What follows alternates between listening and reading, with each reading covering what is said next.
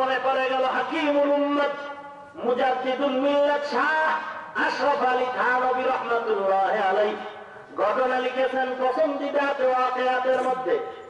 ঘটনা, রাস্তা দিয়ে মানুষ চলতেছে, একটা সাপ মানুষকে ডিস্টার্ব করে।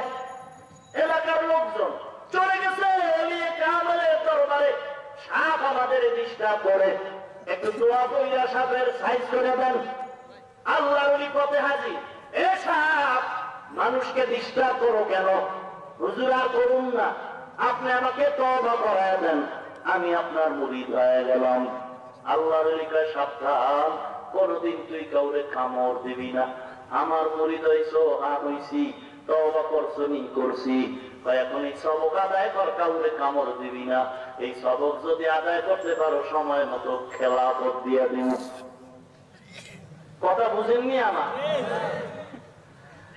কয়েকদিন পরে আল্লাহর ওলি আবার ওই পথ দিয়ে চলতেছেন, দেখে সাপ জানাজা বাকি পুরা ভর্তা হয়ে গেছে রোডের সাথে মিলে। কিরে সাপ? কয়েক খেলাফত পাওয়ার আশায় ভর্তা হয়ে গেছে।